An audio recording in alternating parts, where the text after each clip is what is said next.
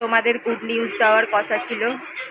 জামা কাপড় সমস্ত কিছু গোছগাছ করেছিলাম, কিন্তু কি হলো এরপরে জানি না আমাদের সাথে আর কি কি হতে চলেছে।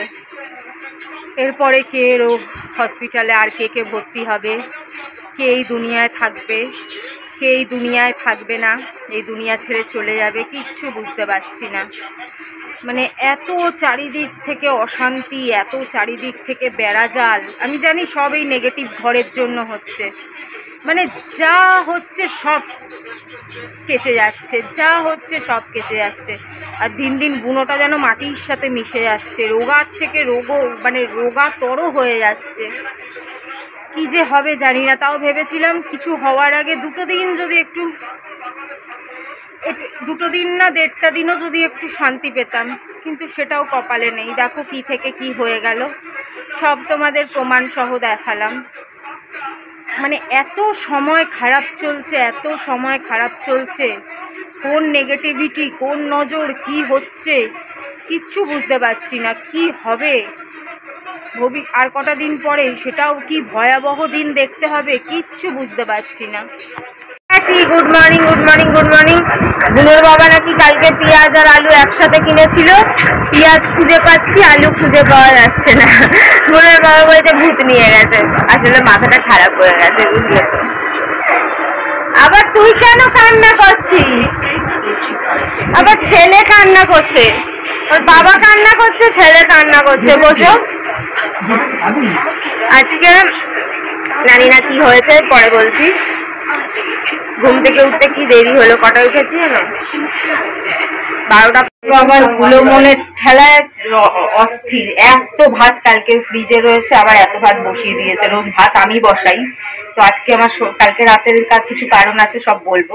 তো যাই হোক, একটু ঘুম থেকে উঠতে দেরি হয়েছে, বুনোর বাবা ভাত বসিয়ে দিয়েছে, আবার এক গাদা ভাত বসিয়ে দিয়েছে।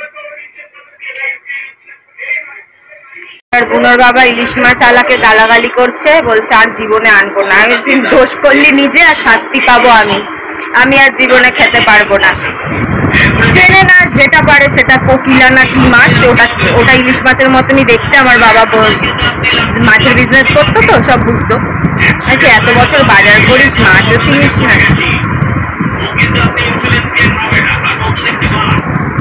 সস্তায় খাইলে সস্তায়। কালকে রাতে খেতে গিয়ে গলায় কাটা ফুটেছে, আমি দুপুরে খেতে গিয়ে গলায় কাটা ফুটেছি। তারপর থেকে আর মাছে হাত দিচ্ছে না। ওই যে 1 পিস বাসি পড়ে আছে, খেতেও ভালো না, তবু আমার বাধ্য হয়ে খেতে হবে। তা আজকে বললাম আর বাজার করিস না, ডিম দিয়ে চালিয়ে দেবো ওখানে। তো ডিম এনেছে, ডিম দিয়ে জলটা চালা না, এরমভাবে কাজ করা যায় না, তো চালিয়েই দে। জল নেই, কোনো কাজ করা যাচ্ছে না, জল ছাড়া কাজ করা যায়? কেউ চালায় না।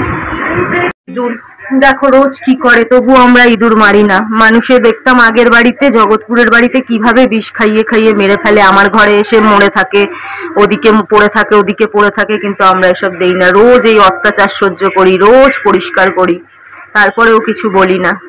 কিন্তু কি হবে, যে বলে না ভালো মানুষের ভাত নেই। যে যত ভালো করবে, কলিযুক্ত, তার সাথে তত খারাপ হবে প্রথম দিকে। আর কলিযুগে হচ্ছে যে যত খারাপ করবে প্রথম দিকে, তার সাথে ভালো হবে। খারাপ লোকের ভালো হবে, দেখবে। এটা টিভি নিউজ দেখলেও তোমরা বুঝতে পারবে যে খারাপ মানুষের সাথে প্রথম দিকে ভালোই হয়, পরে যা হয় হয়। এই অত্যাচার রোজ। ফোন এলো 4:30 নাগাদ। কি বলছে, কি বলে? কালকে হঠাৎ রাজীবের ফোন এলো 4:30 নাগাদ। ফোন তুললাম, একটু পরে রিং ব্যাক করলাম, ফোন এসে কেটে গেছে। তো আমি রিং ব্যাক করলাম, তো বলে চল কাল চলতে, মানে কালকে বলেছে আজকে চলতে হে, শনিবার কো চলতে হে শাম কো, দীঘার জন্য, দীঘা বা মন্দারমণি। আমি খুব খুশি হয়ে গেলাম, খুব আনন্দ হলো আমার। সব প্রমাণ তোমাদের দেখাচ্ছি। খুব খুশি হলো, খুব আনন্দ হলো। আমি সমস্ত জামা কাপড় করলাম, 2-1টা জিনিসের দরকার ছিল, বুনোর বাবাকে দিয়ে আনালাম। ও তো জানো তো, ওর কোনোটাতেই কোনো প্রবলেম নেই, খুব ফ্লেক্সিবল। ফেস ওয়াশ, এটা ওটা ছোট ছোট ওই 2-1টা জিনিস আমি আনালাম, শ্যাম্পু ট্যাম্পু এগুলো আনালাম। সব কিছু হলো। কিছু জামা কাপড় বার করলাম, কিছু জামা কাপড় অর্ডার দিয়েছিলাম, 2টো এসছে, তোমাদের দেখাবো পরে। কি এসছে, কেন এসছে দেখাবো। জামা কাপড় রেডি করলাম, সব কিছু করার পরে সারা রাত গল্প করলাম। কালকে একাদশী ছিল, একাদশীতেও জাগে সারা রাত, উপোস করে। কালকে নাকি নির্জলা উপোস ছিল, নির্জলা উপোস ছিল সারা রাত। তো কথা বললাম, অনেকক্ষণ কথা বলেছি। ওর জন্য ঘুম থেকে উঠতে আজকে লেট হয়ে গেছে, 3:30 4টে অবধি কথা বলেছি। তো আজকে সকালে উঠে ওর মা নাকি হসপিটালে ভর্তি হয়ে গেছে, আমাকে প্রেসক্রিপশন পাঠাচ্ছে, অমুক পাঠাচ্ছে, তমুক পাঠাচ্ছে, আজকে যেতে পারবো না। মানে আমার লাইফটাকে কিভাবে হাস্যকর বানিয়ে দিয়েছে। মানে ভাগ্যিস আমি তোমাদেরকে বলিনি, এখন বলছি, নালে কত হাস্যকর ব্যাপার হতো। মানে কিভাবে আমাকে মানুষই মনে করে না। আজ মায়ের রোগ, কাল হয়ে যাবে ওর করোনা, পরশু হয়ে যাবে অমুক, তরশু হয়ে যাবে অমুক। মানে মানে কি বলবো, আমার আসলে কপালটাই খারাপ। সকালে উঠে কাকি ডাকছিল, কা কা কা কা, যদিও আমি এগুলো মানি না, কিন্তু আমার ঠাকুমা পিসিরা বলতো যে কাকের ডাকা নাকি খুব খারাপ। আর প্রত্যেক শনিবারটাই এরকম হচ্ছে। দেখো আগের বারটাও এরকম হলো, সেদিনও শনিবার ছিল, এইবারও আজকে শনিবার। কি জানি মাঝের মধ্যেই আমার আবার কি লাগলো, কিছু বলার নেই। কপালে নাই ঘি, ঠকঠকালে হবে কি। দুবার এই করে হলো, দুবার ক্যান্সেল হলো, কিছু তো একটা হচ্ছে। আমি তোমাদের আগের বারও বলেছি না, আমার এই চাওয়াতে কিছু একটা হচ্ছে। কি হচ্ছে, কেন হচ্ছে বুঝতে পারছি না। কি বলবো, হাস্যকর হয়ে গেছে আমার লাইফটা। গোছাচ্ছি বার করছি, গোছাচ্ছি বার করছি। দেখে দুঃখে মানুষকে তো বলতে হয়, মানুষকে এভাবে আশা দিয়ে দিয়ে আগের বারটা কি কাণ্ড করলো।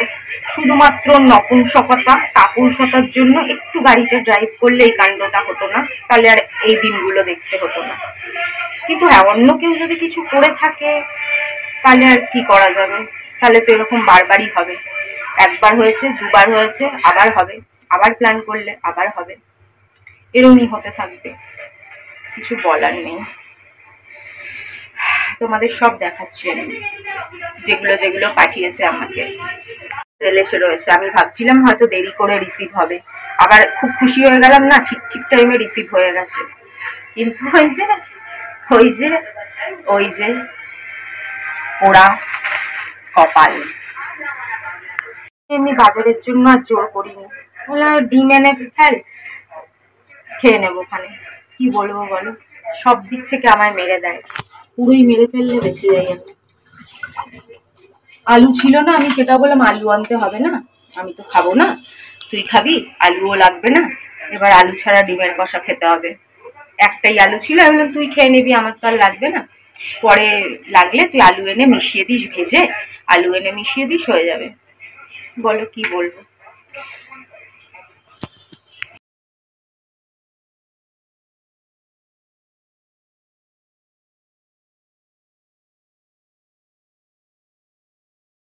দিক থেকে যা হয়েছে ভালোই হয়েছে। ছেলেটার না একটু হালকা হালকা কাশি কাশি, মানে কাশছে না, মাঝে মাঝে এক আধবার কেসে উঠছে, ওর জন্য মনটা ভাল লাগছিল না। কিন্তু হ্যাঁ, সেটা আলাদা কথা। কিন্তু তাই বলে মানুষকে কথা দিয়ে এভাবে চারিদিক না দেখে না বুঝে বারবার কথা ফেল করা, সেটাও তো ঠিক না। আদেও যে প্রেসক্রিপশনটা পাঠিয়েছে সেটা আজকের না আগের, ওতে তো ডেট বুঝতে পারছি না। ডেট তো আজকের দেওয়াটা বোঝা যাচ্ছে না, কি করে কি বলবো বলো, বুঝবো। শুধু দেখা যাচ্ছে ডাক্তারের নাম আর কিছু রোগ দিগের নাম, অমুক তমুক, হ্যানা ত্যানা, ওই বেড়েছে ওই কমেছে, কিন্তু কবেকার ডেট সেটা তো দেখা যাচ্ছে না। সে যাই হোক, মার নামে হয়তো মিথ্যে কথা বলবে না, এইটুকুনি বিশ্বাস করা ওর উপর মানে খুব টাফ, জানো তো। যা যা নিয়ে নেচার হয়েছে দিন দিন, যা মিথ্যেবাদী হয়েছে, সেটাও বিশ্বাস করা যায় না। মিথ্যেবাদী, ওতে তো ডেট বোঝা যাচ্ছে না, আদেও সত্যি কথা বললো না মিথ্যে কথা বললো না অন্য কোনো কারণ, সেটা কি করে বুঝবো বলো। খুশি হওয়ার কোনো মুহূর্তই নেই আমার জীবনে। আমার জীবনটা একেবারে অন্ধকারে ভরে গেছে, আর এদের দয়াতে আরোই ভরে গেছে। একটু খুশি হই কিনা সেই খুশি চলে যায়, মাথা ফাতা খারাপ করে দেবে। দেখো ডিম ছুললাম, মাছ বসিয়েছি, দেখো কত ভাত কালকের রয়েছে, আবার এক গাদা ভাত। কোথায় বলছি আমি এখন ভাত খাবো কম, আর এ খালি বেশি বেশি করে ভাত বানিয়েই যাচ্ছে। এখনো ফ্রিজে কত কিছু রয়েছে, এই যে মাছের ঝোলটা বসিয়েছি, ফ্রিজে তরকারি রয়েছে, গুঁড়োর কাঁচা মেটে এক গাদা রয়েছে। ছাদের ঘর বারবার পাখা চলে যাচ্ছে। ওই ছাড়, আমি রান্না করে আমি ভাজছি, তুই এখানে দেখ। এই গরমের মধ্যে বাচ্চাটা থাকতে পারে?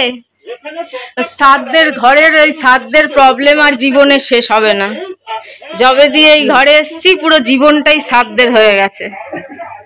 ছাদের প্রবলেম আর এই জন্মে শেষ হবে না। ঘন চালা আর ঘন চালা, কি অশান্তি বাবা। এভাবে বাঁচা যায়? তোমরা তো নিজেরাই দেখছো কি সব হচ্ছে। দাঁড়া, খেতে দিচ্ছি। কিন্তু যাই হয়ে যাক, আমার কর্ম তো আমায় করে যেতেই হবে। দাঁড়া, খেতে দিচ্ছি। ওই যে দই ভাত খাচ্ছে সবাই মিলে এক জায়গায়, দাঁড়া দিচ্ছি।